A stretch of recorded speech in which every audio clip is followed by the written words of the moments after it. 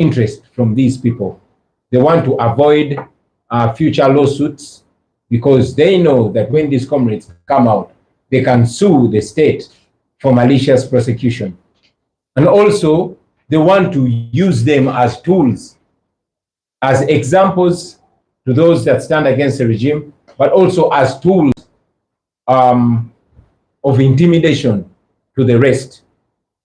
We are here to castigate that, to condemn that, because these are things that we've been warning against our people. Of course, we sympathize with these political prisoners.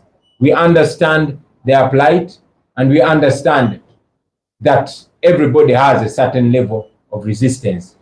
Probably some of these comrades could not resist beyond 3 or 4 years in prison, and that's how they sold out. We don't blame them so much. We sympathize with them because some of them had really gotten very desperate. But we warn all of you comrades that this regime does not love you. All they want is to keep themselves safe against you, against any future prosecution against them for the wrongs that they're doing. That's why they are forcing them to accept crimes that they actually never committed. We understand them, we sympathize with them, but we discourage that kind of behavior because ultimately it doesn't only hurt those that have sold out, but it even hurts justice and freedom. Now, this, ladies and gentlemen, is a blatant abuse of power. It's an abuse of the justice system. We've always raised our voice against the constant usage of the military court as a tool. The Supreme Court itself, we have been mentioning, and we continue to say that the Supreme Court has refused up to now to pronounce itself. It has refused to uphold a decision of the Constitutional Court, which declared that trying civilians in military courts is unconstitutional and should be stopped.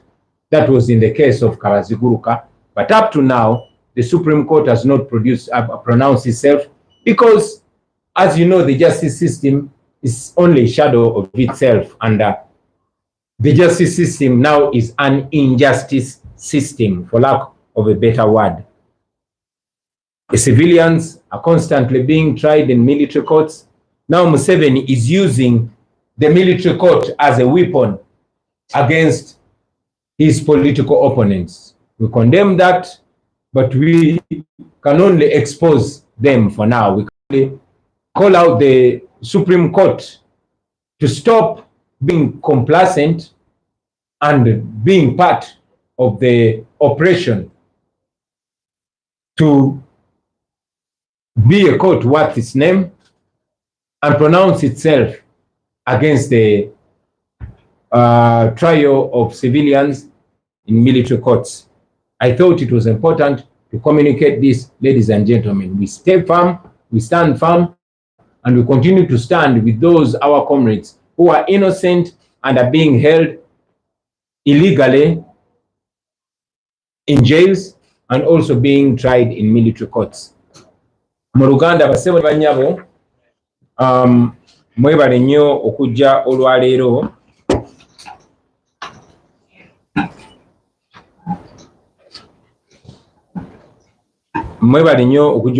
mutusonyiwe tuluddewo okubasinkana basebo ne banyabo.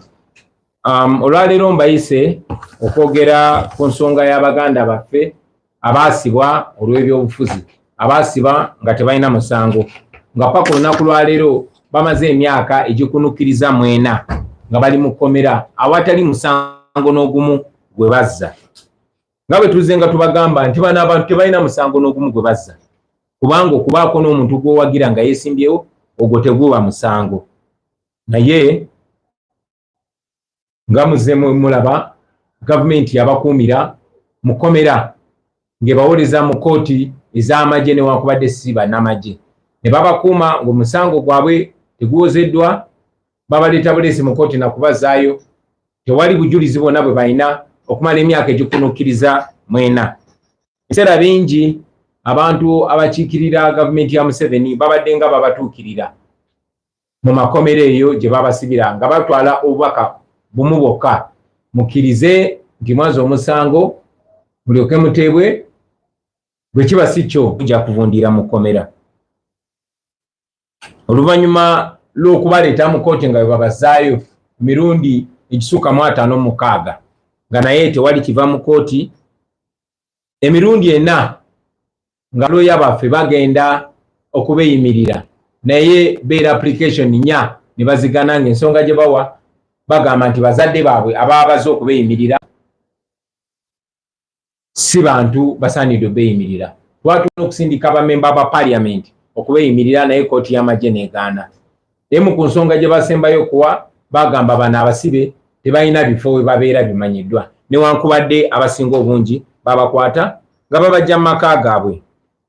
So oluvannyuma lwa bino byonna byonna n'ogendanga mu kkomera abamu basuubiza ssente n'amayumba singa bakyusa ebigambo byabwe ne bakkiriza emisango egyo gye batazza ne batakoma okwo, wabula ne bawayiriza naffe abakulembeze nga bagamba twabalimbalimba twabasindika mu buzi bw'emisango. Bamaliriza ng'abamu babamenye emigongo gyabwe era nga babakkirisiza emisango gye batazza.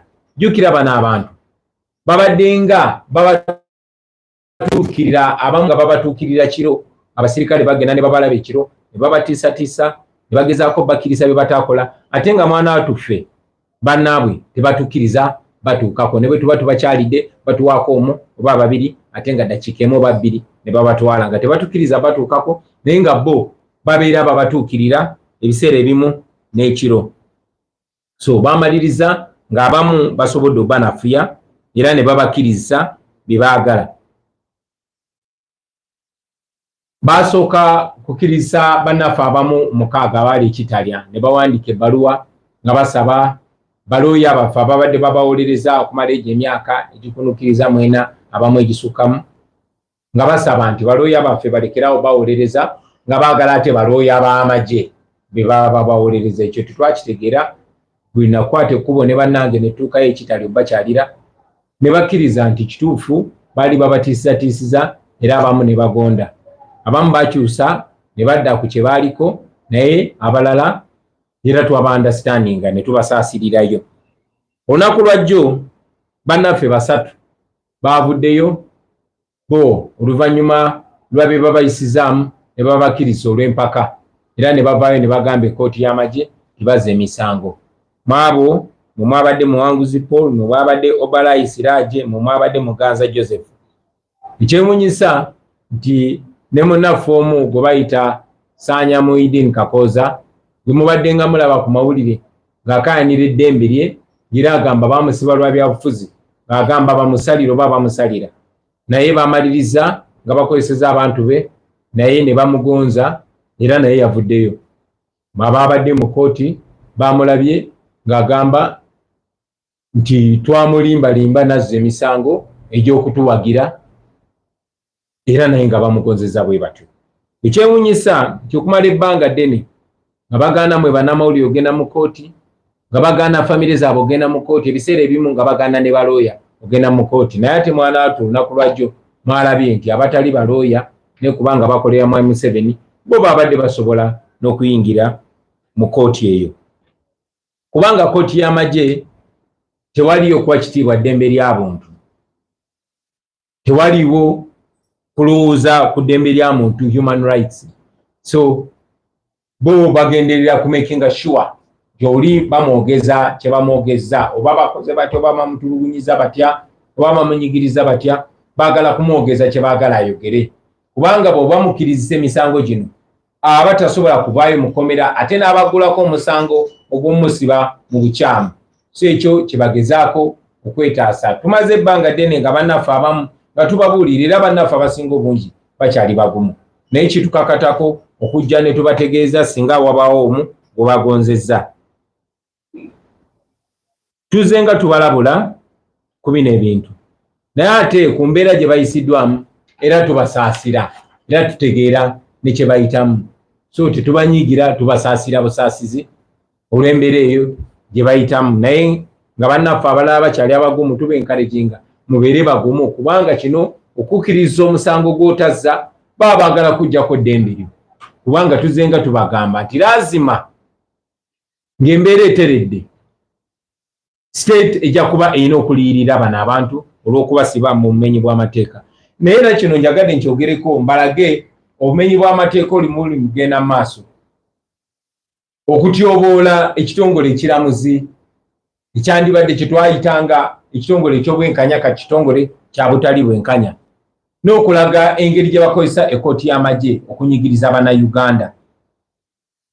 Ekkooti y'amagye kati olunaku lwaleero ekozesebwa nga ttuulu oba ng'ekyokulwanyisa kya Mwami Museveni okulwanyisa okukijjanya n'okutulugunya abo abamuvuganya ng'abatwala mu kkooti y'amagye newankubadde si bannamagye. Tumaze ebbanga nga tusaba ekkooti ensukkulumu eya Uganda ebeeyo etangaaze ku nsonga eyo ewabule ku nsonga eyo mujjukira nti kkooti evunula etaputa ssemateeka yavaayo neyasanguza nti okukwata ne basibira oba okusibira n'okuwozeseza abantu abatali bannamagye mu kkooti y'amagye kiba kimenya amateeka naye baapiringa mu kkooti ensukkulumu ekkooti ensukkulumu nga yina okulungamya ku nsonga eno naye kkooti ensukkulumu egaanye okusala omusango guno kubanga naye ekolera Mwami Museveni era eyagala Mwami Museveni asigale ng'akyakozesa ekkooti y'amagye. So ekkooti ensukkulumu nayo eri part of okunyigiriza kw'abantu naye ekozesebwa kunyigiriza abantu kuba emanya amazima naye teyagala kwasanguza ekyo kuba ekkooti ensukkulumu bwevaayo nekakasa ebyasalibwawo kkooti etaputa ssemateeka nti ddala kituufu okuwozeseza bannansi abatali bannamagye mu kkooti y'abamagye singa esalawo bwetyo then Mwami Museveni baba bamuggyeko ekyokulwanyisa kye kyakozesa. Olunaku lwaleero Bobi nga bamutwala mu kkooti y'amagye Akireewo bamutwala mu kkooti y'amagye bwe bankwata eggulu mu Arua bankwatwala mu kkooti y'amagye kubanga ekkooti y'amagye Mwami Museveni gy'alinako control. Kkooti y'amagye basobola okutulugunya nga bwe batulugunya Kakwenza basobola okukuba ne bakumenyaamenya naye ne bamala ne bakusindika mu kkomera kubanga tebaagala nsi erabe ekigenda maaso. So kkooti y'amagye ekyagenda maaso ng'ekozesebwa ate ekkooti ensukkulumu nayo egaanye okuvaayo okwepronounce nga kitegeeza nti nayo egezaako okutulugunya abantu era tegoberera mazima na bwenkanya. Ensonga ezo njagadde nzittanyweko basebo ne bannyabo n'ensi yonna ezimanye naye tukyayimiridde ne baganda baffe abo abakyali ku mulamwa n'abo be batiisatiisiza ne babakkiriza ebikyamu nabo tubasaasira naye tumanyi nti tewali kyamaanyi kye bagenda kifunamu okujjako okukozesebwa okunyigiriza bannaabwe. Mwebale nnyo mwebalire ddala. Thank you very much, ladies and gentlemen. Any questions? So, I guess. Yeah. Let's have questions. Please, Bishop. What is going to be the next course of action? Name is first and the name. Hakim on what we're doing is to the legal team, to the new legal team, what seems to be the next thing that is up is what could be the next course of action? In Uganda, bagenda kuzzaako ttiimu y'abannamateeka kiki eyinza okuzzaako mu kaseera k'obwemirembe. Any other question? Yes, Kibet. My name is Daniel Kibet from NTV. I don't know if we have records of the latest records of the number of people who support us going jail as of today. We saw fighting this trial. That's all. Ikibazo Yes, sir. nze kuki ekibuzo kyali kiri nti bano be batadde be bagambye nti abamu bakkiriza lwakuba nti babakase munakkiriza okuba okwetonda kwabwe nga bakomyewo okwetonda. Thank you very much. Would you ask your question again? I had the first, but I kind of missed the second. Thank you. Yeah, the question has been, what is going to be the next course of action? What is Yes. the sleeves of No, legal team? no, that I got it, but the second. Did you ask only one? It was the same. I just asked it in English Oh. in Uganda. Oh, okay. Thank you very much. What is our next course of action? We shall continue using all legal and constitutional means of having our people freed because they are innocent. We shall continue exerting pressure. We shall even consider, international means, international legal means and otherwise. So all legal and all moral and constitutional options are on the table for us because we want our people back. Tujagenda maaso nga tulwanirira abantu baffe nga tukozesa buli nkola yonna ey'amateeka eri mu ssemateeka era ey'obuntu bulamu okulaba nga tulwanirira bannaffe abo baveeyo kubanga ddala tebalina musango. Mulambuziza nti singa bakomawo, shall we accept them back? I mean, we understand these people are innocent.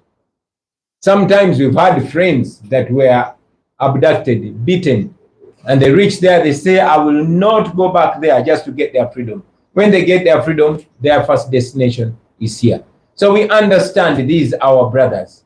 We hope they are not used. But I must also mention that we were told by our comrade, Dr. Besiji, that many of his comrades who were arrested and slapped with trumped up charges of terrorism during the so-called PRA narrative, many of them who negotiated actually came back and started dying suspiciously. So I'm telling them not to trust this regime because they will not love you. The situation has not changed. What pushed you to resist this regime will push you again because nothing has changed. It's only getting worse. But we were told that those that were released after negotiations, they came back and started dropping dead one by one. We hope these comrades of ours will not drop dead one by one. Otubuuza nti tunaabakkiriza singa bakomawo ne beetonda. Ojja kujjukira nti bannaffe bangi abaakwatibwa ne batulugunyizibwa, abamu bwe baabeeranga eyo mu barracks nga babakuba, baabyegana ne bagamba mutusonyiwe bwe tuddayo tetudda mu bintu ebyo. Naye era bwe baavangayo abamu nga batuukira wano. Kubanga embeera eyabaleetera okulwanyisa nakyemalira tekyuse, ekyali bwetyo oba eyongedde kubeera bubi. So manyi nti abamu bajja kudda mbalwanire eddembe lyabwe, naye era manyi nti n'abalala bavaayo nga babaguliridde ate ne bafuuka balabe ba struggle. So tujja balabira ku bikolwa byabwe. We also know that some of them come back when they are enemies of the struggle, completely compromised. So we shall be judging them according to their actions. I must also put clarity that yesterday some